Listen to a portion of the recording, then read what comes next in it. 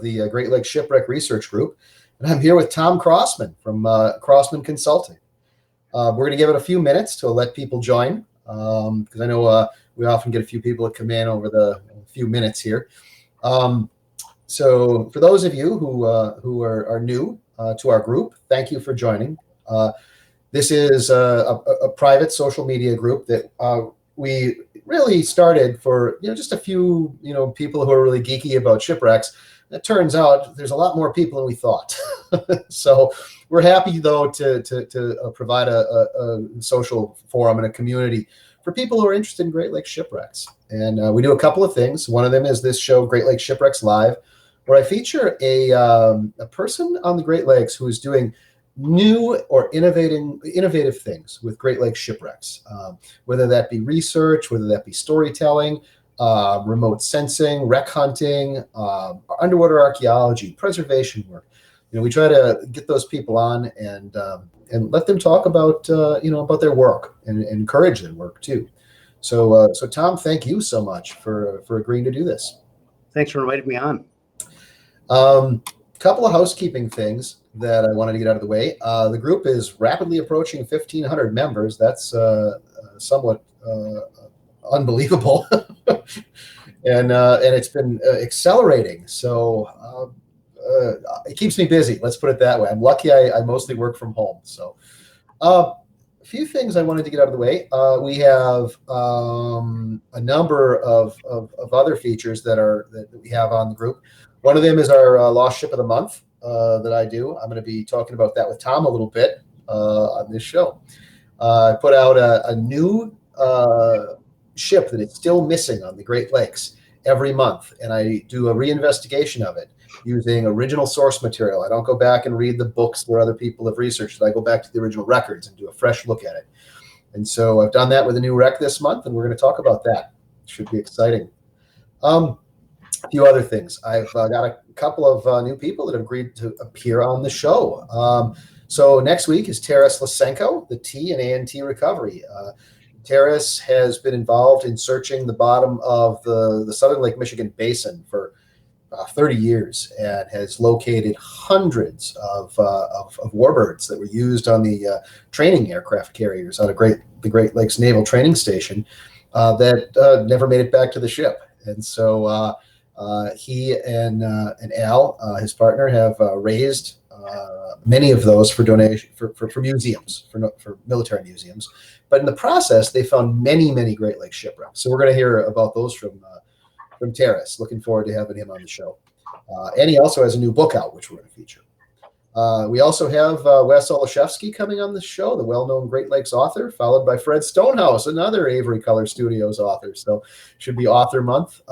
Then we have Kathy Green, the director of the Wisconsin Maritime Museum, coming to talk about their shipwreck feature, their featured shipwreck displays there, and some of the things that they're doing at the museum that are really cool. They've been kind of doing a real revamping of it and focusing more on Great Lakes shipwrecks. So if you ever get to Manitowoc, Wisconsin, amazing museum. And then Tom Kowalczyk from Cleveland Underwater Explorers. We're going to have a Lake Erie guy on the show. So really looking forward to that. A couple of really interesting people coming up. So without further ado, Tom, you and I have run in the same circles for a few years, and we're both Western Great Lakes guys. So we run across each other, and we've had a few nights out together, tipping a few back, and had a couple of fun evenings. Let's put it that way. Right. So I don't know Tom all that well, though, just because he and I. Well, you're up in Lake Superior, and I'm down in Wisconsin, southern Wisconsin.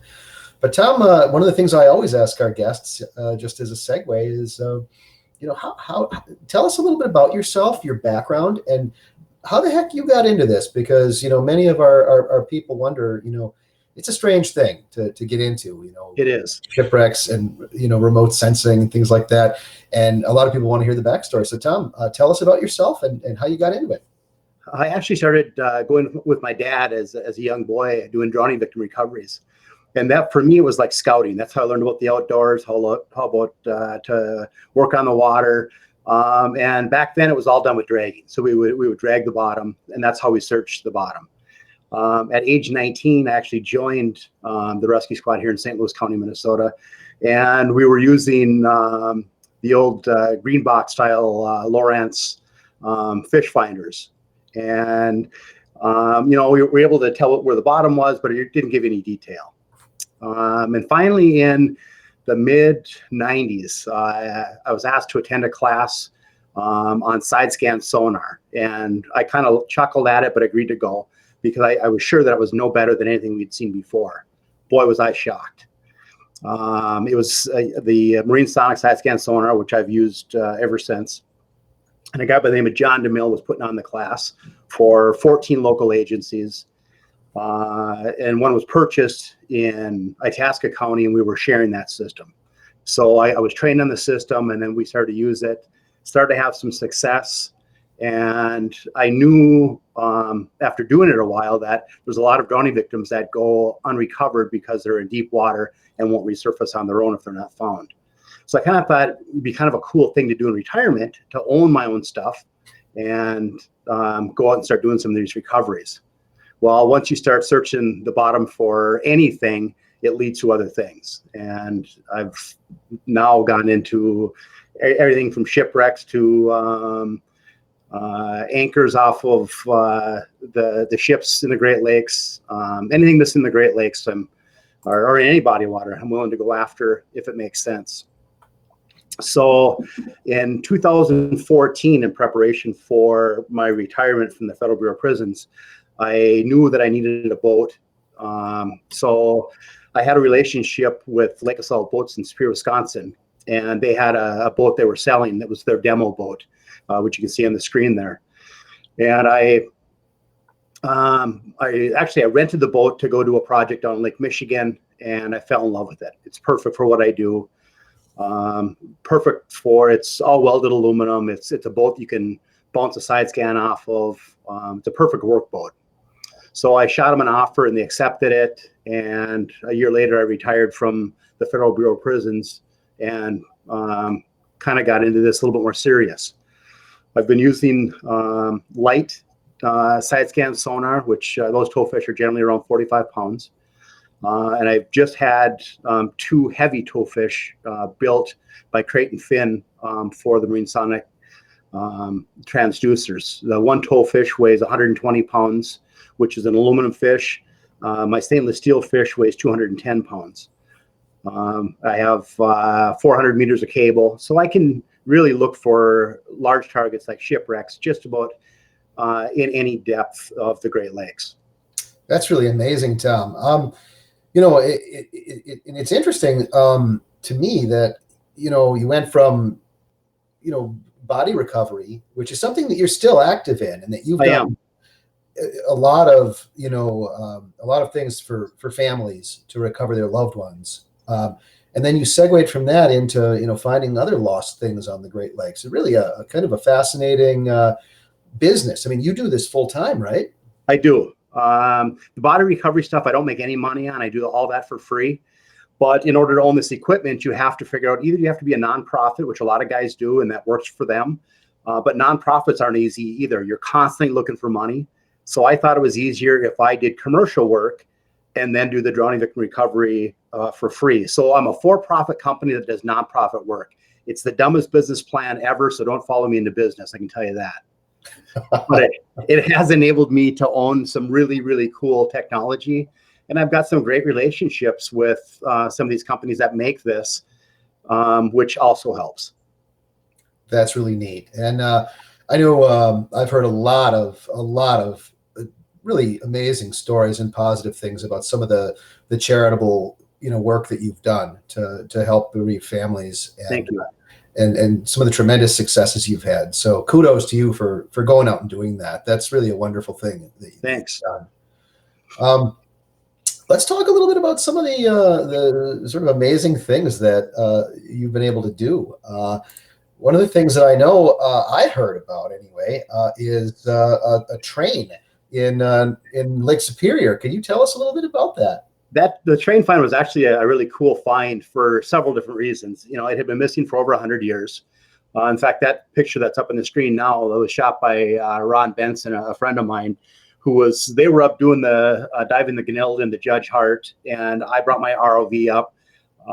I don't dive anymore, so I pretty much just do ROV and side scan stuff. So I brought my ROV along and played around a bit. And we were at Paul Turpin's house the night before the dive. They were diving off of Paul's boat, and then I had my boat along just to do my ROV stuff. So we were at Paul's house for dinner and drinks the night before going out. And Paul had mentioned that he heard that I might be looking to take a peek for the train, and knew that I, of course, had an ROV and I'd be able to have long bottom times with the ROV. So he went in the house for a little bit, came back out and handed me a piece of paper with numbers on it, GPS numbers.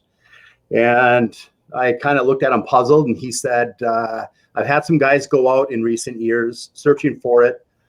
So I contacted Terry Irvin, who was one of the guys that had done those projects in previous years where they actually found boxcars. So Terry was gracious enough to give us the coordinates for those boxcars. So when the next day we were planning to go out and dive the Judge Hart, we got blown off as we were going by. The guy said, well, geez, can we just swing in and take a peek for the train? And I had plans to go the next week with Jerry Lyson to look for the train.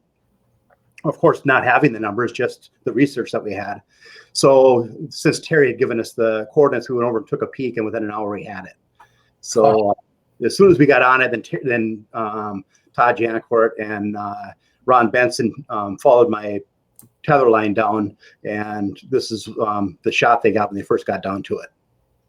Wow. And so this train is in deep water. So I take it fell, the water right by the train track must be really deep. I think it is. I think from the derailment point to the water surface is roughly 200 feet. And then it's another 240 to the bottom. So it's a deep wreck. Holy smokes. And yeah. What did this train have its mishap? It came around the corner, and there was another ledge above where the tracks are, and rocks had fallen off of that ledge onto the tracks, which caused the derailment. Wow. And do you know what year that was, or around what year? I believe it was 1910, and we found it in 2016. Wow. So 100-year-old steam locomotive, I'm assuming. Yes. Yeah. Laying on the bottom of Lake Superior. Very, very cool find. And so is this something that divers visit very often? Or? There's been a few. I would encourage people, if they're going to dive it, to get a hold of Paul Turpin in Rossport. He runs charters to it. So Paul would be a great contact to have. But yeah, absolutely, people can dive it. And I know there were some people that contacted me and said, is it okay for me to dive it? Well, it doesn't belong to me. It belongs to the Canadians, and I'm merely the person who discovered it. It's not a secret where it's at. If people want to go dive it on their own and want the numbers, contact me. I'd be happy to share the numbers with them. I sure want people to enjoy it.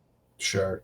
Well, very cool story. So one of the things I know you and I have talked about are some of the deep wrecks, and I know one of the vessels that you were involved in with the state of Wisconsin was the automobile carrier Senator that lies in very deep water, Fort Washington. It does. And you and I were talking before the show about that area of the lake. And for those of you who have seen this month's Lost Ship of the Month, there's another vessel that's right in that area of the lake, and it is the Jennifer that I just did a show on, and I re-researched this. Well, it turns out that this modern steamer that went down in 1974 is very near the location of the Senator.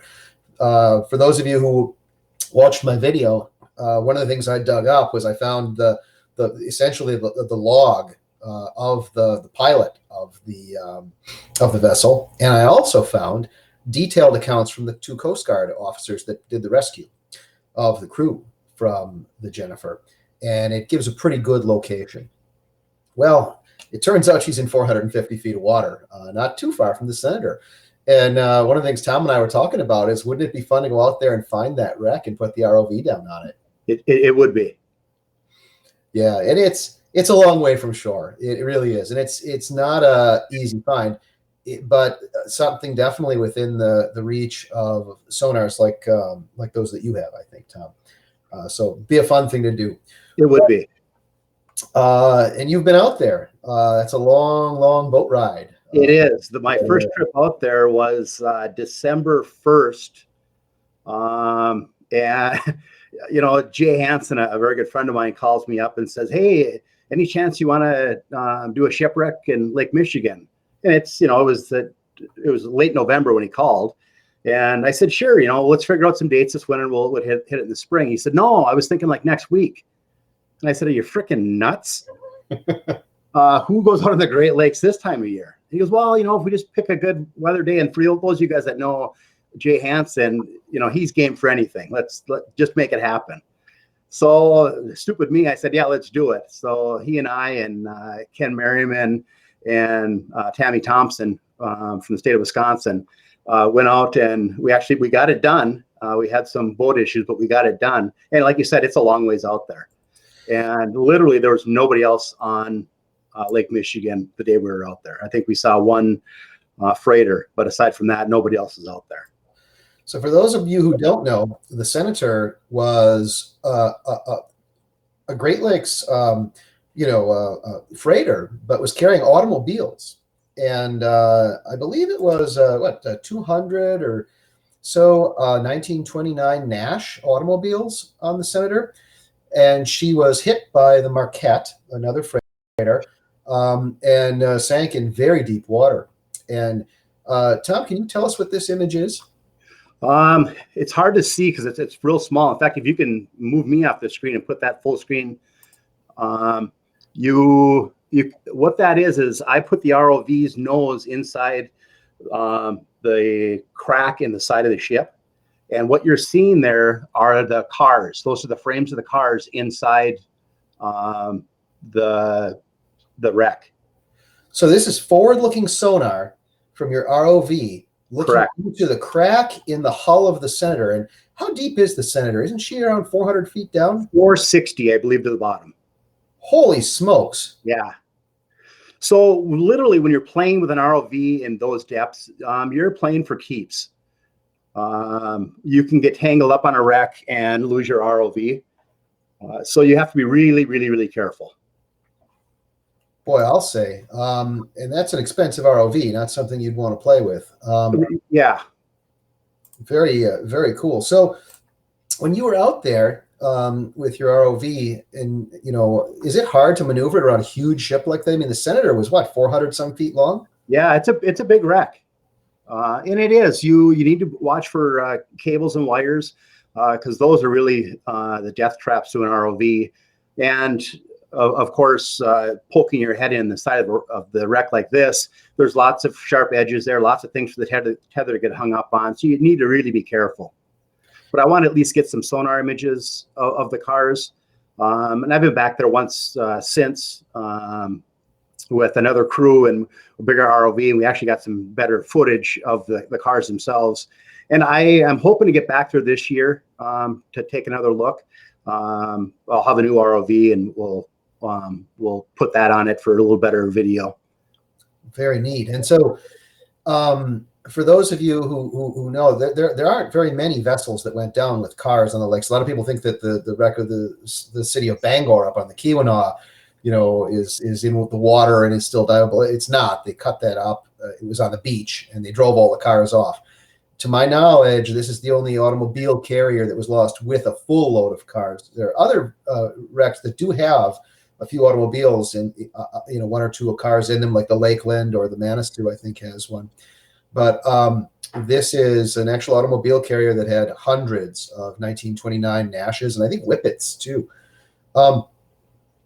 This vessel was one of four, I think, that was lost, right? The Wisconsin, the Senator, the Andasti, and the I'm blanking on the fourth one. There was Wisconsin, Senator, Andasti. Anyway, four major shipwrecks on the lakes, all within a month in 1929.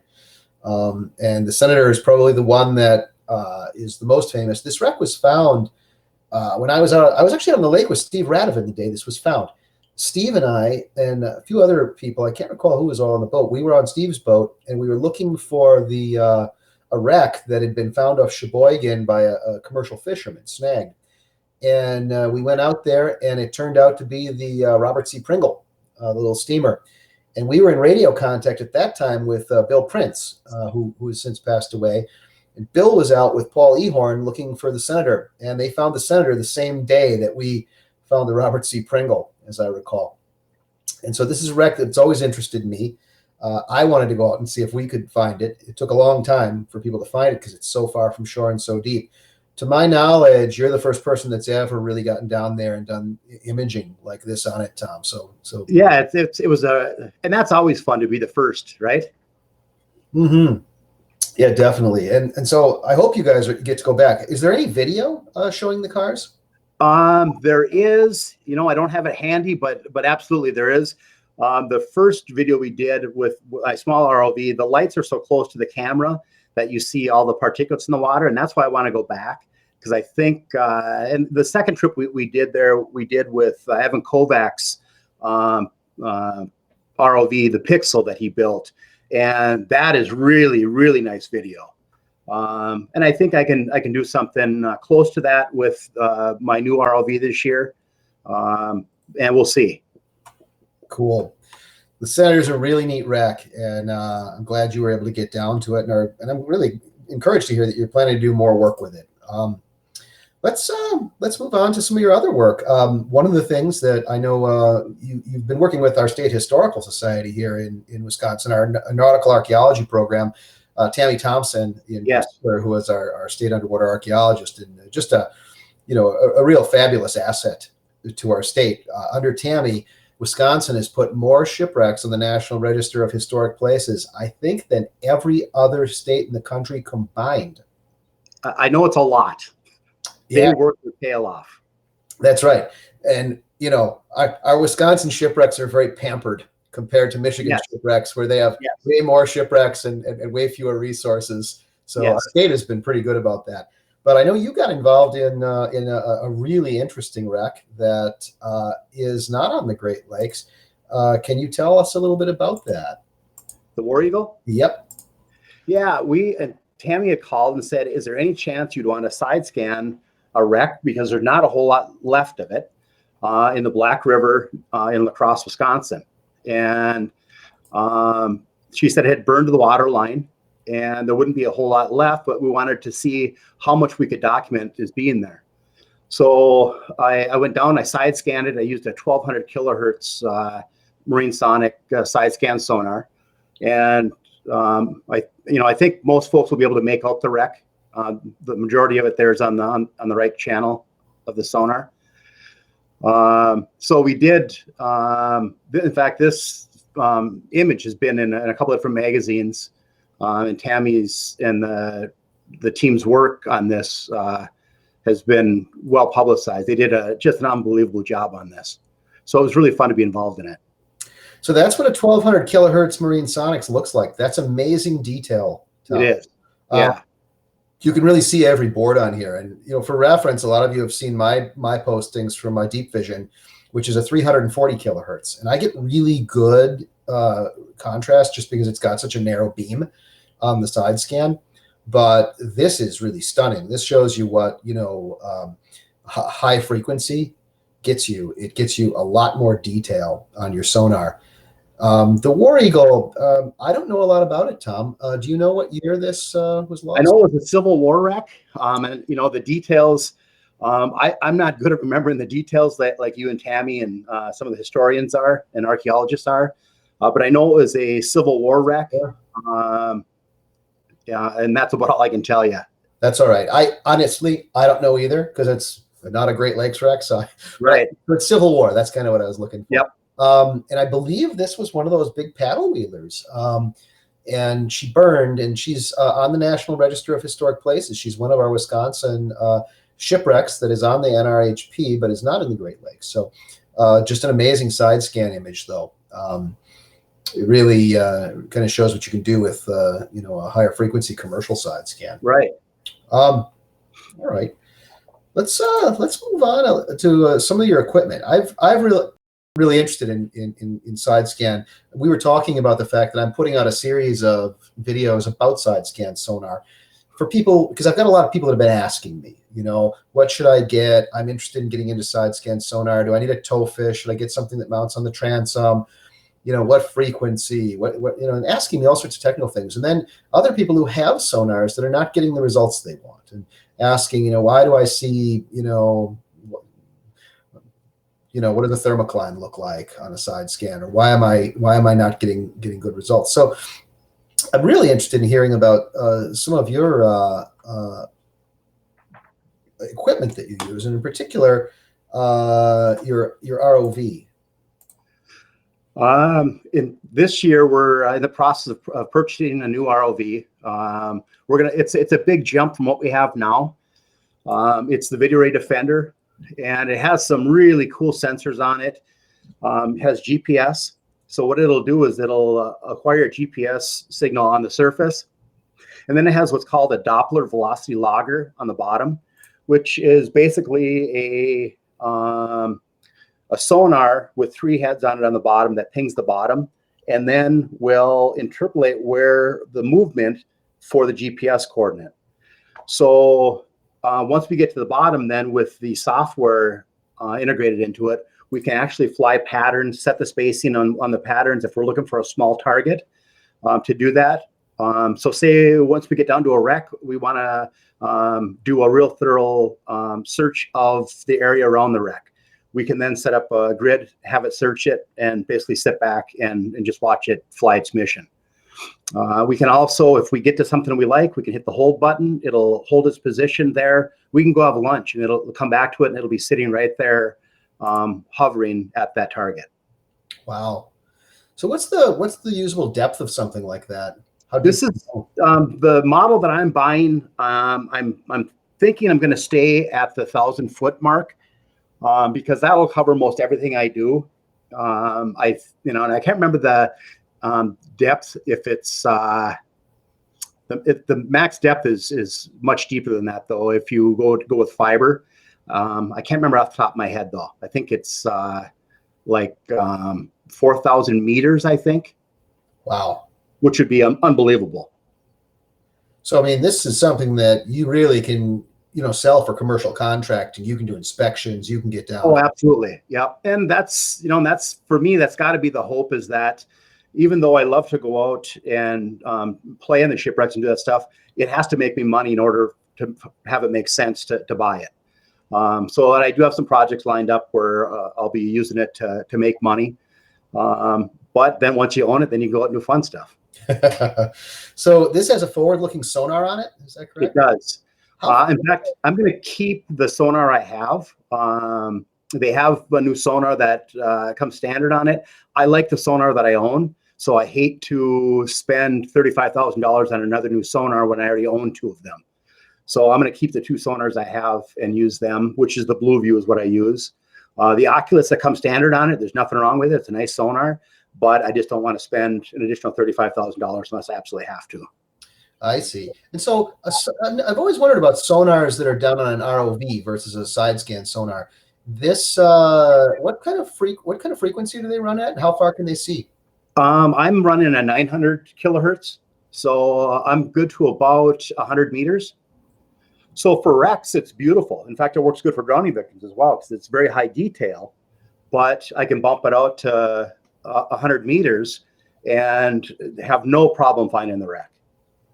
Very cool. So this thing can be used, for video, or like a side scan sonar. You can literally shoot a sonar image in high resolution. It sounds like that's a very high resolution sonar. So you can really get an idea acoustically what's on the bottom if it's too dark for to see very close up.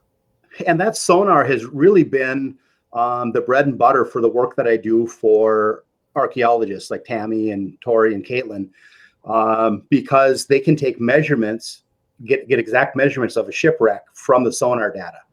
So we supplied them with the software for it. So I give them the sonar data.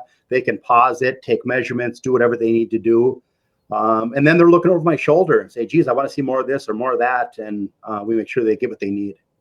Very neat. Very neat. So That's got to give you pause when you're dangling this thing down over a bunch of wreckage, though. Well, I've been hung up on a wreck at 650 feet. And I was trying to figure out how I'm going to explain to my wife how I just lost $125,000 ROV on a $4,000 job. So yeah, it's scary. Wow. And so I assume that you probably have to have insurance on these things. Well, I do to a certain degree, but to get insurance for loss on projects is tough to get and very expensive. Yeah, that makes sense. So, yeah, I try to be real careful, but things do happen. Got to call in the deep tech divers to come and help you out. Yeah, it'd be tough to even to get somebody to go to 650. Yeah, that really would be. That's not many guys that would bounce that even. I know Jansen and Scholes have been to the Senator, at least to the pilot house. But I think that was a push for them even. And those guys are top shelf divers. Oh yeah. And and of course, Terrence Teisel and Mike Z doing that dive to the Edmund Fitzgerald in 530 and many years ago when they did that. Yes. I've heard their account of it, and it was a lot hairier than a lot of people think. They really had to train for it, and then when they did it, they had a couple of close calls. So not something that anybody wants to undertake lightly. That's exactly right. Yeah, and for a lot of our viewers aren't hardcore divers and may not know that standard sport diving depth is around 120 feet, 130 feet. And you start getting into the technical range after that, most divers don't ever go below about 180. When you start getting into those deep tech ranges, 200, 300, 400 feet, there are a small group of elite divers in the world that have the experience, the equipment, and the training to do those kind of dives. But those divers do exist. Many of them are here on the Great Lakes. All right, well, let's talk a little bit more about side scan, because that's something that's pretty of great interest to me. And so when I see the Marine Sonics, I always think about the ones that I'm used to seeing, like this one here. Yep. This is what the fish I've used a Marine Sonic. Jerry Geyers in particular, I used when we were filming for the Olive Jeanette portion of the National Geographic documentary we did on the L.R. Doty and the Olive Jeanette. And I was just blown away at the resolution. They were higher frequency. He had a 300-600 dual. Can you tell me about the one that you're holding here? And then let's talk about the big ones. The one I'm holding there is a 600, 1200 kilohertz, which primarily I have it for grounding victim recovery. So, and that's why I haven't done a ton of side scanning for shipwrecks, is I really didn't have the right frequency to go after wrecks. A 300 or 150 is ideal, and I didn't have that. And this is a 45-pound fish. I've got a keel weight in it, so it brings it up to, I think, like 55 or 60 pounds. Even at that, that's still pretty light when you're looking at trying to get into depths of 300 or 400 feet. So I tried a depressor wing. That got me a little deeper. I was able to consistently get into the 250 with non-armored cable. But I knew that if I was seriously going to do deep stuff on the Great Lakes, I had to have a heavy tow fish, and I had to have a lower frequency. So that's why I had these two fish built. And what's nice about these tow fish that I had built is on the back of them, I can slide the transducers out and move one into the other fish and vice versa. So what I have in the stainless steel fish, which is the heavy one, weighs 210 pounds, I have 150 kilohertz, which, ideal range is probably 200 feet per side. I think in testing, they've done as much as 3,000 feet per side. In testing, they've gotten as much as 3,000 feet per side. But I don't know that a wreck would be so small at 3,000 feet that it wouldn't be even worth searching. So you got to bring that in a bit. What did you say the kilohertz was on the low frequency? That's 150 kilohertz. And sure. 3,000 feet per side on 150. That's over a mile wide bottom that you're seeing in 3 dimensions. Yep. That's impressive. It is. And there are a lot of 150s that won't go that far. It's not just the frequency that denotes how far you get. There are a lot of other technical aspects of the sonar that impact that, and so I've never heard of one that gets that far. I think I hadn't either. And again, that was in testing that they had done with the Great Lakes Shipwreck Museum system when they delivered that system. And I don't know that. I mean, it's so long that I don't even know that it would be usable for much of anything. So of course it's going to be 2,000 feet or less per side. That is realistic searching. I've used a depressor wing before on a Klein, and I can tell you those are a bear. And Harry Zeich and I, before he died, we used to go out with his Klein, and he had a big Klein depressor wing, and it put about 350 pounds of downward thrust on that fish. To use it, you had to have armored cable, because otherwise the cable would not break, but it would break internally, and you'd lose signal. And you had to have a winch. You could not lift that with a human being. Tell me a little bit about what this is in this winch picture.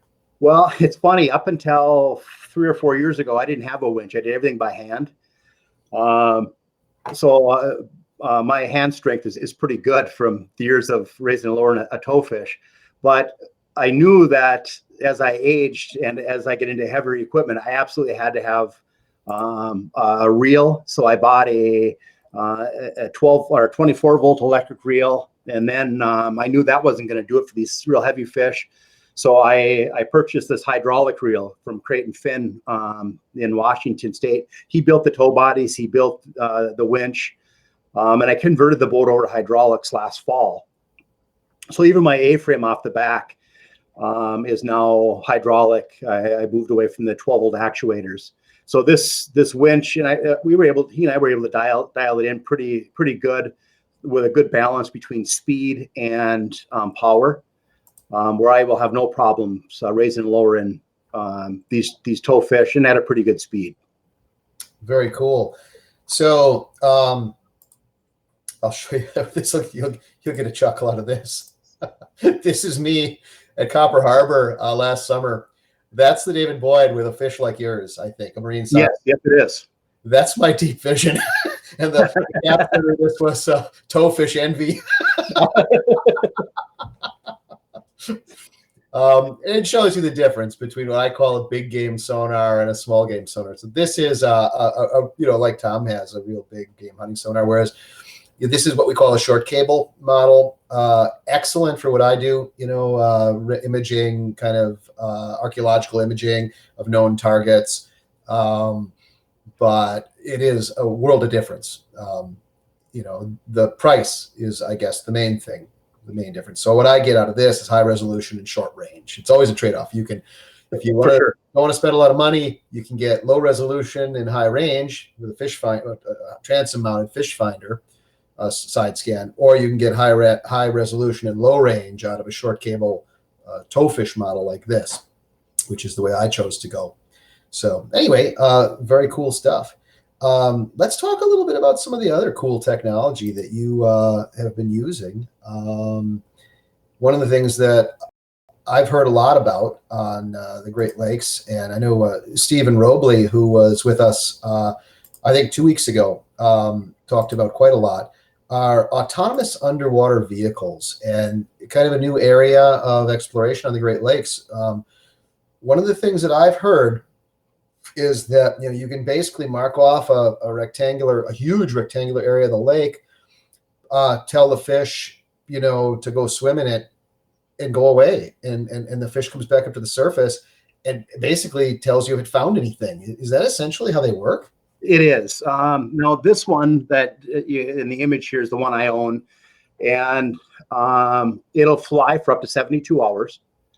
So I can set it, go back to my hotel room or home, and come back, and we'll have a known location for it to come back to and go back and pick it up. I probably won't use it that way. I'll probably have it out there for 8 to 10 hours and be side scanning maybe another portion of the lake while this is doing its thing. And this is high frequency. It's a 600, 1200. at some point I'll look at possibly getting a lower frequency one if this works out well. But this was a great first leap into it. And literally, I can set the spacing, so I can I can double up on my spacing, so I get really, really good coverage, depending on the size of the target we're looking for. And I set a box for it to go, and away it goes. Boy, that's really something. It is. One of the things that I say this a lot in my writings and in my videos, and that's that I believe that every one of these lost ships on the Great Lakes is going to be found. For sure. Sooner than later. Yes. And, and some people don't like that. They're like, oh, it takes all the mystery and intrigue out, but it's a fact. Even the Griffin, she was carrying big anchors, heavy metal items, anvils. That site will be found. And all these wrecks will be. And I think AUVs are going to play a big part in that because, right now the bottom of the Great Lakes are mapped in fairly good resolution, but not in real high resolution. But they are being mapped in very high resolution through the use of these autonomous underwater vehicles. And when I say high resolution, I mean down to a few feet. So I do think that eventually, once the bottoms of all the Great Lakes are completely mapped, we will know where everything is that's on the bottom of the lakes. I totally agree. Now, this one is rated to 300 meters, so about 1,000 feet. Wow. And this one's actually pretty inexpensive. I think retail this goes for between $75,000 and $85,000. And I know that's a lot of money to most of us. I know it is to me. But when you're talking about AUVs and you can spend millions of dollars on these, this is pretty inexpensive. So it's something that obviously you have some commercial applications for this. This is something that you can sell. For sure. Yeah. Yep. Excellent. I primarily bought it for drowning victim recoveries. Just because some of these unwitnessed drownings in the Great Lakes are such huge areas. And when I first went after this, it was we were looking for a missing kayaker in Lake Michigan, and the area was just huge. And it's taken a long time to get it delivered, and now I'll be doing training now this spring, so I'll be doing some real world testing this summer on some known targets and also some unknown targets. Very cool. Boy, when I see something like that, I have to think of some of the big deep wrecks that are missing out in Lake Michigan and Lake Superior. Things like the Henry Steinbrenner off Isle Royal, big search grid, deep water, or the Bannockburn, which I just wrote about not long ago. Not as big of a search grid, believe it or not, as the Steinbrenner probably. Right. But definitely something that an ROV could or an AUV like this could find. The Steinbrenner is a wreck that absolutely has my interest, especially now where I have a towfish that is heavy enough and the range is long enough to make it worthwhile to go out, because that's going to be in deep water. It's going to be out in probably between 700 and 800 feet of water.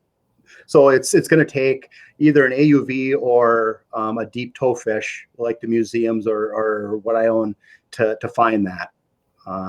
So that's on my bucket list. Hopefully I'll get out there this summer. We'll see. I've got a busy summer scheduled already. Yeah, it's a shame. One of the guys that was a good friend of mine, Art Lassinen, a commercial fisherman out of the Keweenaw, he fished out of Little Traverse. Art was out with his dad the day after the Steinbrenner sank, and he picked up the searchlight from it and a number of other artifacts from it that he had for years. And he's donated, his family donated those to the Eagle Harbor Life-Saving Museum, which is there up on the Keweenaw. And Art passed away this past year. But I've often thought about picking his brain, for where they picked those up. He told me a long story about it, and he had a lot of information about different things that he snagged in his nets. One of course, being the woman's skull from the Olive Jeanette, which is how that wreck was found. Yes. But he also brought up a lot of other weird stuff. He told me his stories about snagging things off of Keweenaw Point that he felt might have been from the minesweepers, the Sarah Souls and Inkerman. He got his net snagged on something one time, and he could bring it up about 40 feet, and then he couldn't get it up any further. The nets wouldn't lift it. It was like a big piece of metal like a boom of some sort that was coming. Okay. And he thought that he might have had a piece of one of the minesweepers. He brought up an old rocking chair and an old derby hat one time out off of Gratiot River that he thought might have been from the Sunbeam. And Wow. yeah, and he of course had those artifacts from the Steinbrenner. So Art was just an amazing guy and a tremendous loss to the Copper Country and Keweenaw history. But it got me thinking about the Steinbrenner when I know you and I have talked about it in the past. Yeah. And cool wreck to find, and you've got the technology to find it. So yeah, that's one I'm real excited about. The Sunbeam is another one. There's some stuff in Lake Michigan that I want to put some time into as well. Cool. I'm glad to hear that these are going to be found. I personally like when they're found because there's a story to tell there, and we can tell a pretty good story if we can see what's down there. Some of these wrecks would be cool to find just to know what happened to them. Like That's right. With the Bannock, for example. So there are a number of other ones too, and so I wanted to. This is about the time of the program where we take questions from our online viewers, and people have been posting pretty regularly here as we go. Tom, do you see the posts as well on your? I do. Yep. Excellent. Couple of people, old friends here that are tuning in. Really good to hear from everybody. One of the ones that really interests me here is somebody's talking about the Prindock. I believe that's the one that went down between Blake Point and Passage Island. I've often wondered about that steamer. Do you know of that one much, Tom? I don't. No. And I only know off the top of my head about it. I don't know the details. I've never researched it, but I've thought about doing it for my Lost Ship of the Month, and I might. As I recall, it's not one of those that went missing or anything. It went down, it hit a collision or a leak or something. Maybe people online can help me. But there's a big steamer on the bottom right between Blake Point and Passage Island. That's not a big area. It's a small grid. It's deep water. It would be similar to the big deep wreck that Jerry Eliason found up in up on the northern part of Lake Superior. The other very deep wreck, the Scotia Dock. Thank you. But yeah, there's a deep wreck there at Isle Royale. Something that would be cool to look for. Yes. Let's see. Any other questions from our audience? What kind of pricing for today's AUVs? We talked a little about that, but literally you're looking at, for what I have into this one is I think $75,000 or $85,000 on up to millions of dollars. Probably to do searching for wrecks, you could get something like I have, or you can get something with a few more bells and whistles for like the $250,000 range. When you say bells and whistles, is that like more dive time? Yep, and it has to come up less to reconnect with satellites where it can stay down longer. Those types of things. Collision avoidance. With mine, I have to be kind of picky about where I go because I don't want to have it get hung up in fish nets because it doesn't have collision avoidance on it. So I need to be sure of the areas I'm searching. Oh, that's a good point. Yeah. Yeah. And there are a lot of commercial fishing nets up there, especially. There are. Yep. One of the areas that's always interested me up there that could benefit from something like this is this area off of the Red Ridge, Misery Bay part of the Keweenaw. There's an interesting story. In 1968, a research airplane from the National Center for Atmospheric Research was lost there under questionable circumstances. It's pretty well documented that some people claim they saw trails before the explosion going to it, and there were military planes out in the no military restricted zone off of the Keweenaw that day testing Sidewinder missiles. And so the plane disappeared, it exploded, and on board the plane was the son of one of the high-level religious leaders of the country of India. And it was going to be a big international incident. This is right when all the nuclear chest thumping between India and Pakistan was going on. Well, mounted a big search for that plane. And during the search, they commandeered the Isle Royal Ranger 1, now they have the Ranger 3, and they brought in a huge side scan sonar.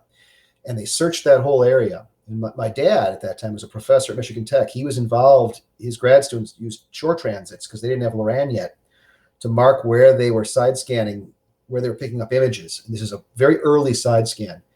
Well, I actually contacted NCAR about 20 years ago, and I got the original side scan traces from that search because one of their divers, the ground truth, the targets they ran over was Dick Boyd, who is now on the board of the Wisconsin Underwater Archaeological Association with me. Oh, cool. And Dick said that when they were scanning, they picked up 3 historic shipwrecks on the bottom. But because of all the secrecy surrounding the search, they weren't allowed to dive them. Nobody cared about them, and they just moved on. And one of the things he described was a burned steamer in about 180 to 200 feet of water. Deep water was all he remembered. He remembered a shallower schooner, which I think was the Samuel H. Foster in Misery Bay. And he also talked about another deeper wreck out in even deeper water. And Dick's still alive, and he remembers these well. I have the actual track lines that they searched with the sonar from NCAR. And I actually found out that the original side scan sonar images are still in existence at the University of Wisconsin Geophysical Laboratory archive collection. Wow. They were done on that old wet paper. Yeah. And they faded so badly that you can't see them anymore. Oh, no. Yeah. But that's an interesting story. I've never actually told that publicly before to an audience, but it's all true. You can look it up. There's a lot of newspaper articles on the NCAR airplane disappearance and on the subsequent high security search that was done for remains, because of who was on the plane and the circumstances in which the plane exploded. And so it is a fact that there are 3 historic shipwrecks out in that area that they searched, and they've never been found. We've tried. I went out with Jerry Eliason looking in that area, and we didn't find them. And so we know where they aren't. But it's a kind of an interesting story, and one that might be interesting to do while Dick Boyd is still around. He's getting up there in years, but it'd be a good thing to maybe interview him about it. Thoughts on this, Tom? It would be absolutely fun. There's a couple other airplanes that I have that I'm searching for on this end of Lake Superior. And there's one in Lake Michigan. I know the location. I just need to get out there with an ROV and take a peek at it. Cool.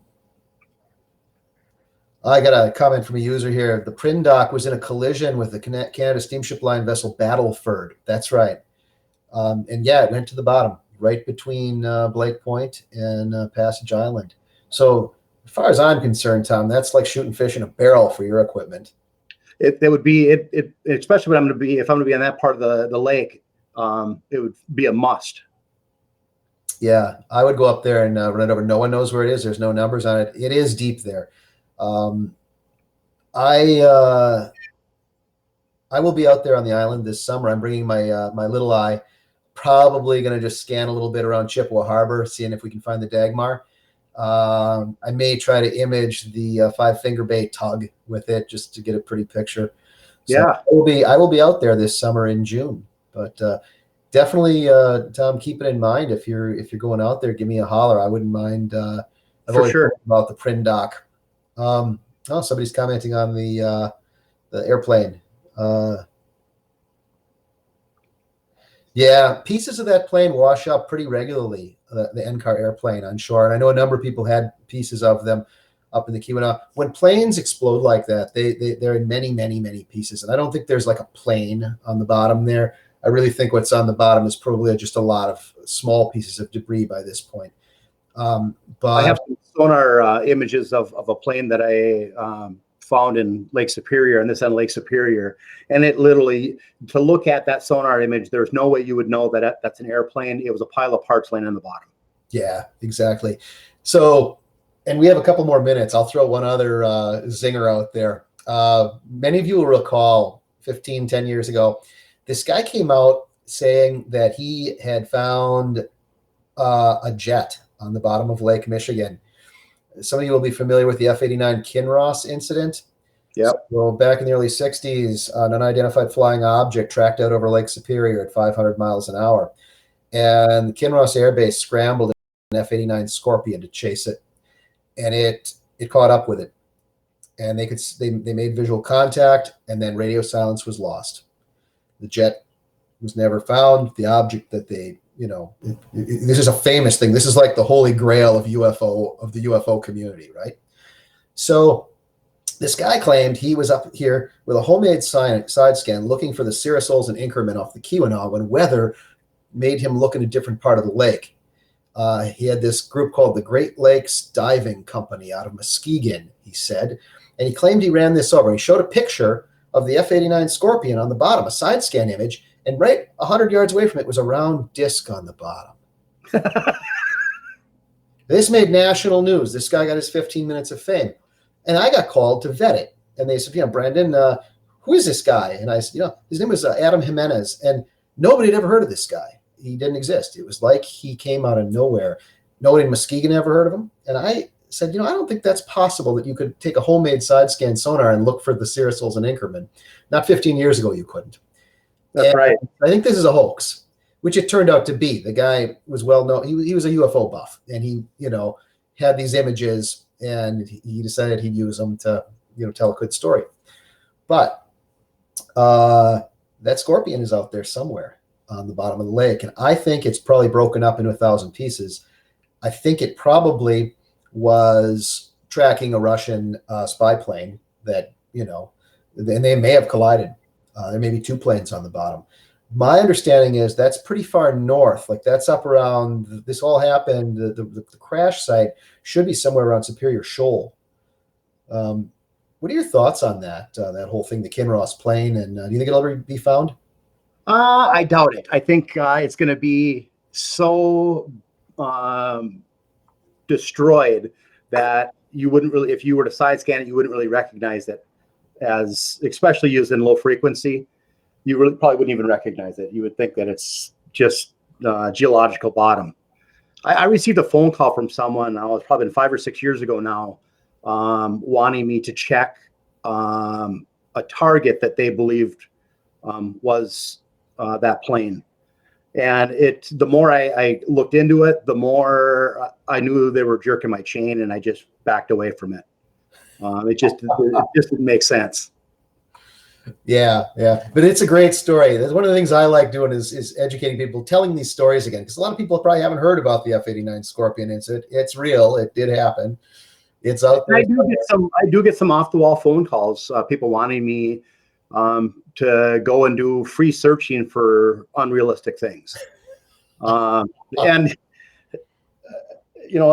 it's they hear that I do free searching. Well, then of course they've got a million things for me to do. But the free searching I do is with guys like you and Jerry and Ken and Craig, and where we go out and look for shipwrecks, and we all chip in and do it together. Or for drowning victim recoveries, other things I have to be paid for to be able to afford this technology. So I routinely will get phone calls, probably several a year, that somebody wants me to take on their lifelong project and go spend hundreds of hours side scanning for something that they believe exists. Yeah. So the moral of the story is, guys, the gas alone to get out there and do this is pretty darn expensive. It is. None of us are independently wealthy. That's right. If we were independently wealthy, we wouldn't be here talking on Facebook. Well, and like everyone thinks, well, geez, you're going to find millions of dollars on the bottom of Lake Superior. Well, if I do, guess what? The state that it's in, they're going to take it from me. So, and the only way to be a millionaire and do this underwater searching is to start out as a billionaire. That's right. When many of you saw my thing, I put up famous wrecks that never happened about the Great Lakes treasure hunting ethos of the 50s and 60s. The only treasure we're finding is historical treasure. That's right. There's nothing worth much down there, but the stories are great, and I really appreciate you coming on, Tom, and helping tell some of those stories with me. And I'm sure that you're going to help tell some of the big stories with that kind of equipment. Well, I'm excited to sure give it a try. I see there's one question here somebody's asking, I think might be of interest to folks, is how do we keep the boat on station when we're doing deep wrecks for the ROV? Oh, sure. And how we do that is we do what's called live boating. So I have somebody that's very good. Typically, it's my friend Dave Phillips, who's operating the boat for me. I have somebody managing tether for me, and then I'm running the ROV. And Dave makes sure that that boat stays on top of the wreck. There's some new ways to do that with some of these electric trolling motors. I just don't know if they'd have enough power to keep you on station. I'm looking into it to see if that's a possibility, because it would sure make life easier for us. But right now we do what's called live boating. So the prop is spinning and he's keeping us where we need to be. The person managing my tether makes sure that tether stays away from the prop, and I worry about the ROV. So that's how we do that. And there's some tricks to doing that as well. Jerry Eliason kind of chuckled when I said we were going to do some stuff live boating, and then he watched it work and he said, I gotta say it works, and it works well. It works much better than you might think it would. Very cool. I'm glad you were able to answer that, Tom. Well, guys, we're just about out of time, and I want to really thank you, Tom Crossmon from Crossmon Consulting, for coming on. Fascinating discussion. Just some amazing technology. I really am a big fan of what you're doing. Thanks. I appreciate it. So, guys, next week, Taras Lysenko from A&T Recovery, another guy who is using remote sensing technology to recover really interesting stuff. So please tune in. It's going to be next Wednesday. Remember, we're at 7 o'clock Central Time, 8 o'clock Eastern. And encourage your friends to join the group if they're interested in this sort of stuff. Thanks, everybody. Thank you again to Tom, and have a great evening. Good night, everyone. Good night.